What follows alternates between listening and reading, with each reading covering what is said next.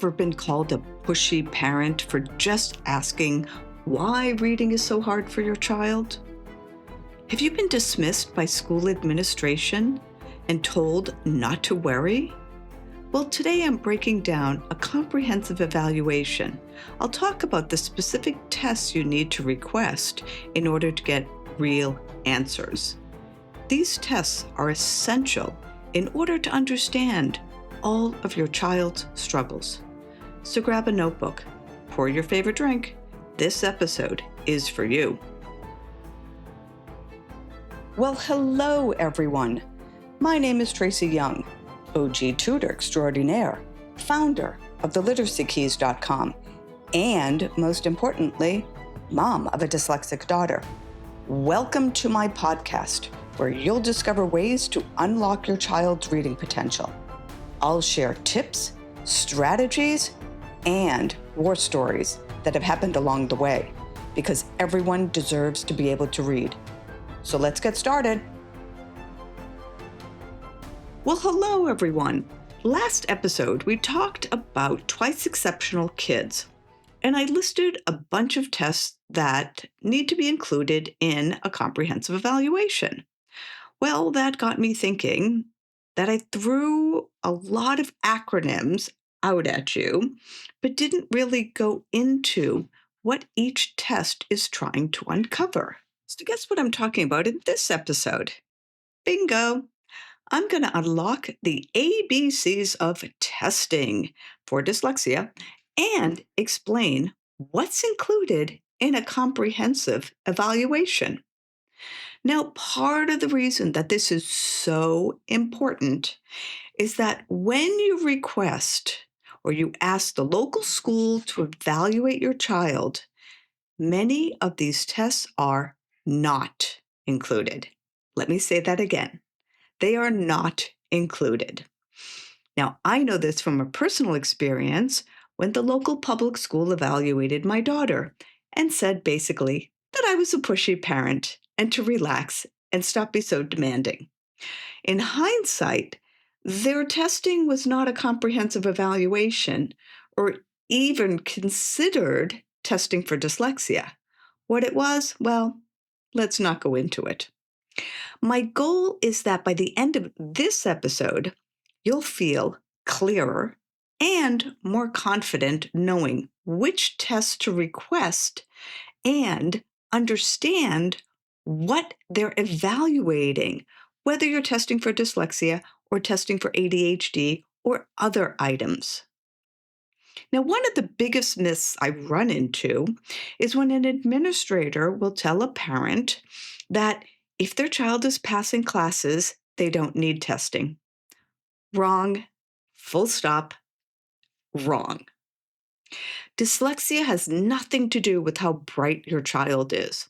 In fact, many dyslexic students are incredibly bright. That's not up for negotiation, but they compensate, they memorize, and they avoid. They are experts at guessing based on content. But eventually, that workload is going to spike and they will hit their brick wall. Pretty much every dyslexic hits a brick wall. It's just a matter of when. So when that happens, you need to remember that it goes back to dyslexia being on a continuum. The more severe the condition, the earlier they will stumble. And vice versa, cases that are not as extremely severe, or perhaps where the child is twice exceptional, those children might be ignored or even their parents poo-pooed. So let's separate two words because I think it's really important to understand these two words, screening and evaluation. And unfortunately, schools many times treat those words as synonyms, that they're the same. And boy, are they not. A screening is a brief check. Basically, they're thinking, is there something that we should look at closer? A comprehensive evaluation is a deep dive.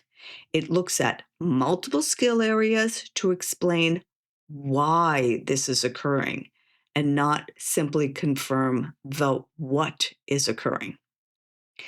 If you're requesting testing for dyslexia or a lot of other tests, you're asking the school to evaluate your child, you need to be asking for the deep dive. And it all comes down to what you put in writing. Now, you want the kind of evaluation that can guide instructions, accommodations, and services. And a quick screening is not going to identify the issues that your child is facing. You only get that with the comprehensive evaluation, which of course brings up the question, so why do most schools not provide a comprehensive evaluation? Well, number one, if you didn't specifically request a comprehensive evaluation, those words exactly in writing, the school isn't required to provide one. Now, I am not saying that schools are intentionally doing this, but sometimes it can be helpful to read between the lines. Now, testing for dyslexia or a comprehensive evaluation can be complicated. It takes time, requires a level of expertise that most school psychologists just don't have. I like to think of special education programs at public schools, sometimes that evaluation process as being like a triage system. They need to identify the students with severe conditions that prevent a student from learning. Visible cases make their job easier, but dyslexia isn't always visible because it's brain based, and kids get really good at compensating, masking, and avoiding. Let's just talk about my own daughter's case. The school used a KTEA test, the Kaufman Test of Educational Achievement. I had to look it up. It's a test many schools use to assess reading, writing, math, and oral language. Well, my daughter took it in the 11th grade, and she shared with me that it was an absolute joke because it was so easy. The information being tested, she said, felt like it was from an elementary school student. So it really wasn't a surprise when the school said, oh, she's fine. It was only after some intensive research. Remember that rabbit hole that I have a tendency to go down? All right. Well, after I had started researching, what I discovered was that the school had administered an untimed test to a potentially dyslexic student to determine if there was an issue. Let's unpack this, right? So, one of the things, if you are testing for dyslexia using an untimed test, you are not going to uncover an issue. Processing speed and the rate at which they read for dyslexics tends to be slower than average. If you give a student as much time as they need in order to read something, you're probably not going to see an issue. Not exactly best practices. But unfortunately, how many other parents have experienced something similar? And if you're listening to this, you may be asking yourself, let's dig a little deeper. All right. So now let's talk about the different areas that a comprehensive evaluation covers, right? Whether you're testing for dyslexia or another condition. So there are 6 areas at least that you want to be looking at. You're looking at your cognitive abilities. That means how your child thinks and processes information. You're looking at academic skills, the reading, writing, spelling, math, the school skills. You're also looking at phonological processing. Think of that as the sound system of language. You want to look at reading accuracy, fluency, comprehension. How does reading look in real time? You also want to look at written language, spelling, sentences, organization. And the other area, auditory processing and memory, which is basically how your child takes in and holds the information. So a strong evaluation pulls data from all of these buckets. And similarly, when I take on a new student for tutoring, I always ask if there is a comprehensive evaluation so I can better understand the needs of the person I'm going to be tutoring, right? More information than I have, then that's going to allow me to map out a better course of instruction. So, all this information paints a picture of the child. Now, let's walk through some of the names of the specific tests. I'll translate each one for you so you can understand what it measures and, more importantly, why it's important. So, the first thing that I talked about, the cognitive tests. See, this is why you need the notebook, right? Because it's so much information that I'm throwing out. Cognitive, how your child thinks and processes information. Now, there are two key tests there that a comprehensive evaluation will be looking at. You've got your WISC test, right, which is the Wechsler Intelligence Scale for Children. And then there is usually a number after it. That number represents right now it's V. That is the fifth edition. So Roman numerals, right? If you see an IV, it's the fourth version, fourth edition, because these are norm referenced tests. And so they will go out and assess it over an entire population throughout the United States, and they need to update the information periodically, just like they do with the census, right? So every time they update the information, you get a new edition. Now, be aware if the evaluator is using an old edition, there are things that change over time. So you do want to make sure that they are using the most recent edition. Now, this test typically is for ages 6 to 16. If your child is younger, then you're probably looking at the WPPSI, which is the Wechsler Preschool and Primary Scale of Intelligence, and that's for younger kids. And this is important because they don't have the reading abilities, so you'll see a lot of things like a red box or different visuals that they can use to still assess the information and so forth. But they can't just ask the child to read and measure how long it takes, right? So, in plain English, what these tests are measuring is how your child's ability to think, reason, solve problems, understand language, use visual, spatial skills, their processing speed, how quickly they can retrieve information, and hold it in working memory. Why it matters as it relates to dyslexia? Well, cognitive testing helps us rule out the myth that your child just isn't trying. It can also highlight profiles that we commonly see with dyslexia, such as you've got working memory weaknesses, you have some processing speed, right? Doing basic reading, writing tasks quickly or fast enough. And also, if you're seeing a big gap between verbal reasoning and basic reading skills. This is sometimes a profile we can see with bright thinkers and struggling readers. Now, this is really important. On all of these tests, you want to be able to look at the subtests and the index scores. The subtests are critical because what happens is the subtests are averaged, and then you have an overall score. But that overall score can hide weaknesses that are only evident when you look at the subscores. So if for any reason the school does administer some of these tests, but they only give you the overall score, first thing you need to do is ask for the subtest information, right? You want to understand working memory, processing speed, because all of that will have an impact, right?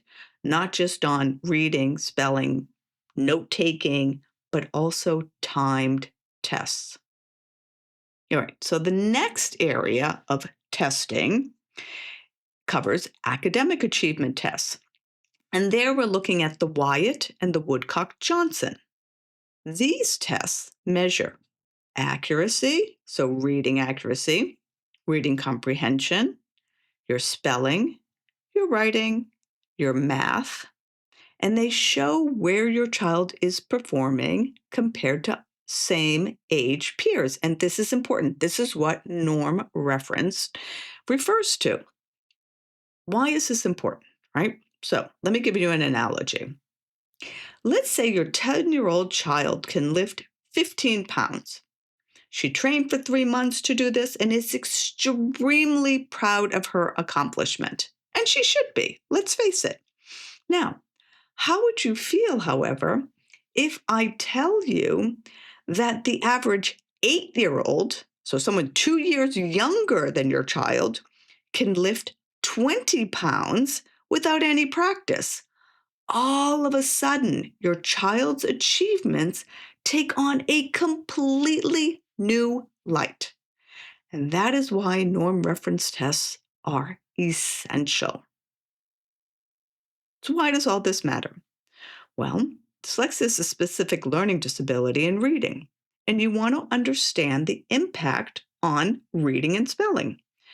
Are the struggles isolated to a specific thing, or are they part of a broader learning profile? The academic areas need to be looked at, right? You got to look at single words, and this is important because there's no context. So, a dyslexic student cannot infer what the word means based on the sentence. You're also looking at nonsense words there to see what is the phonics pattern, right? This is especially important because for years now, teachers and schools have been encouraging sight words, and they go through and kids are taught to memorize 1,000 words. In fact, a student that I tutored, she finished high school, basically could not read, but knew all of her sight words. What happened was that she gave the illusion of being able to read because the sight words tend to cover very simple, basic text. But as soon as you put something in there that's a little bit harder, her reading completely fell apart. She couldn't do it. Nonsense words tease that out. The other thing, spelling and written expression. Any unusual patterns that you might see of really strong listening comprehension, but much weaker reading comprehension. And these are all of the things that you will see on the Wyatt and the Woodcock-Johnson. Let's go on to this next area, phonological processing. Now, this is the CTOPP. So the CTOPP test is one of the most important pieces for testing for dyslexia, because this test measures the sound-based skills that support decoding and spelling. What are these sound-based skills? Well, you're looking at phonological awareness. Can they hear and manipulate sounds? You want to look at phonological memory. Can they hold the sound in their mind, in memory? Rapid naming. How quickly can they name letters, numbers, objects, right? And retrieve it.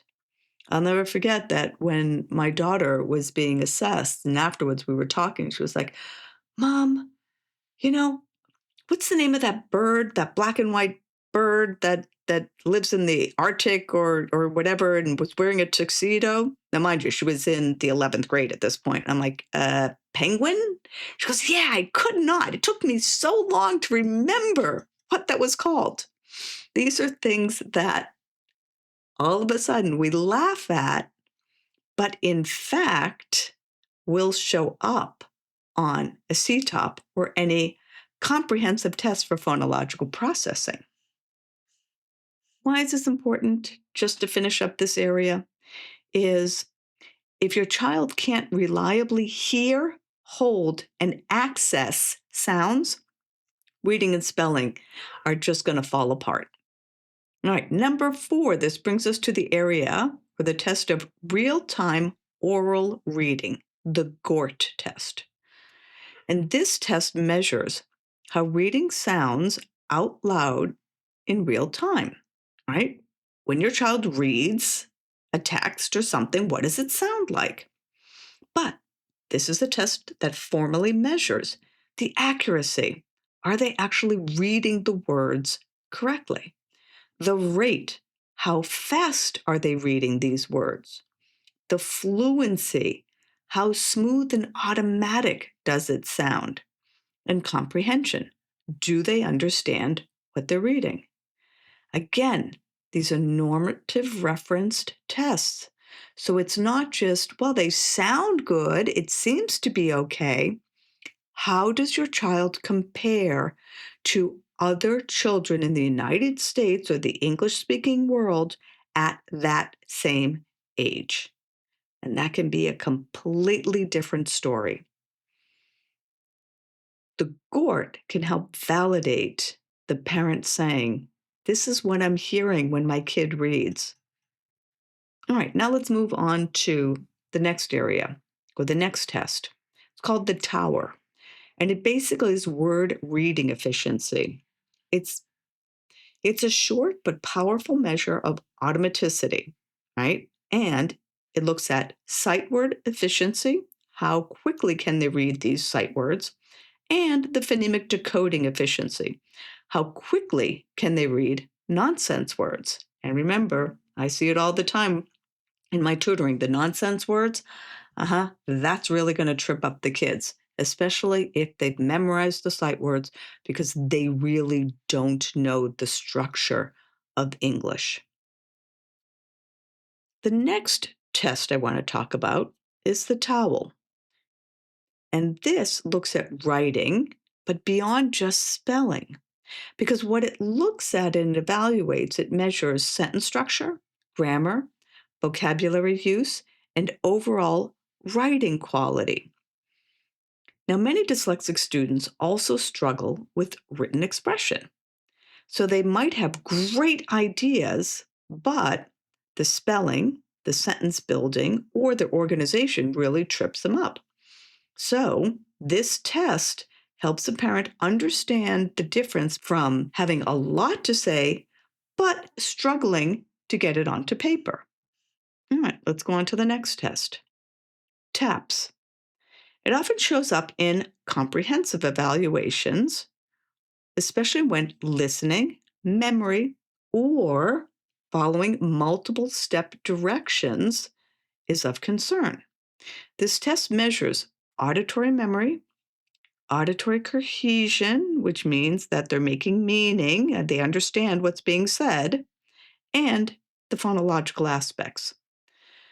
Now, I just want to put a little caveat here because this test is not the same test as a full clinical evaluation for auditory processing disorder. Right? And sometimes people will confuse auditory processing with dyslexia, but they are very different animals, shall we call it, right? They're just very different. So separate tests and you need auditory processing needs to be ruled out.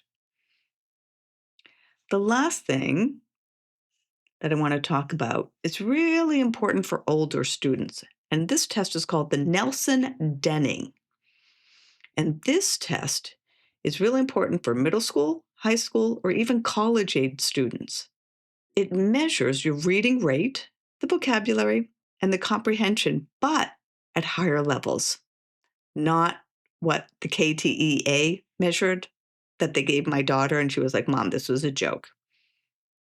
This is absolutely essential when you're testing for dyslexia among older students, because these students don't struggle with understanding ideas. They struggle because reading takes too long, it drains them, and basically leaves the brain with less space for learning. So the Nelson-Denning can identify the mismatch between the potential and the actual output, and can be vital for accommodations like extended time. All right, so I threw a lot of acronyms, kind of the ABC soup at you. Like I said, get a notebook. You might want to repeat this, listen to it a couple of times. The comprehensive evaluation is not about collecting fancy acronyms. It's about building a clear explanation about your child so that you can develop a plan. You need to look at the recommendations. Do they match the results? If the data says structured literacy, but the recommendations say basically read more at home, you've got a mismatch. Figure it this way. It's like telling a kid who wears glasses to squint harder. Exactly. Now, what we want to do is we're going to break the recommendations into two buckets. Think of interventions and accommodations. Most students are going to benefit from both. Think of interventions, they change the skill that we teach the brain how to read more efficiently, but accommodations change the access. So we reduce the penalty while the skills are developing. The comprehensive evaluation needs to connect recommendations to specific data points, right? Not just go through a generic checklist of 3 things to do. All right, so now what are some practical things that you can do? Because let's face it, this podcast is about empowering parents, and most parents are not neuropsychs.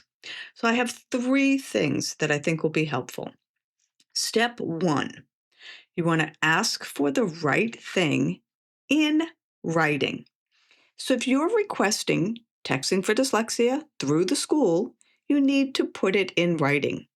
And you need to use clear language, such as, remember, write this down. You can pause it, write it, come back to it. I am requesting a comprehensive evaluation to determine whether my child has a specific learning disability in reading, and put dyslexia in parentheses. Please assess cognitive abilities, academic achievement, phonological processing, reading fluency, and written expression. All right, that's what you want to ask the school. And that phrasing really matters because you're requesting a comprehensive evaluation and not a quick screen. The second thing that you can do, you want to take and you want to write down and record what you actually see happening with your child. Think of it kind of like a parent snapshot. What it'll do is it will help the evaluator connect the dots. Go through and what are your experiences? What do you see with your child? Do you see slow reading, any avoidance, spelling struggles, fatigue? Are they exhausted when they come home from school and need to take a nap when they're in middle school? When does it seem to get worse? Right? For example, around the 3rd and the 4th grade, or is it middle school? Is it something you didn't even notice? Jot it down or at least be ready to speak about it. What helps your child? Is it reading out loud, giving them extra time, maybe using audiobooks, right? Those are some of the things that you see at home. And finally, what doesn't work? More practice, bigger consequences, saying focus, doesn't work. Now let's talk about the third thing. You need to choose the right supports. So when you see the results of a comprehensive evaluation, you want to ask yourself 3 questions. What are the biggest strengths that you can lean on? What are the biggest bottlenecks that are making reading and writing harder? And what is the plan, right? The instructions and the accommodations. And start out over the next 12 weeks. What is this going to look like? The goal is to match the support to the profile that comes out of the comprehensive evaluation. For many dyslexic students, that means structured literacy, explicit instruction. You need to teach everything related to decoding, spelling, and the English language. They're not going to figure it out on their own. It needs to be taught. And if your child is older, then that support needs to be age appropriate. We're not talking baby passages, no cartoon worksheets, right? Middle school and high schoolers really deserve materials that doesn't make them cringe. And that's one of the things why I love specializing in older students. They need different decodables. So I've thrown an awful lot of information out at you. And if you're feeling overwhelmed, please know seeking an evaluation is not overreacting. And the earlier you can get clarity, the faster you can move from guessing to actually helping. Now, if you want support interpreting a report or figuring out next steps for your child, especially if they are in middle school or high school, you can find me at the Literacy Keys. Reach out through my contact page. I can offer consulting services to help you navigate the next steps. So, bye for now, and I will see you next week. Ta-ta. Well, that's a wrap. Thank you for listening to the Literacy Keys podcast. Follow us on social media, and most importantly, tell a friend. See you next week.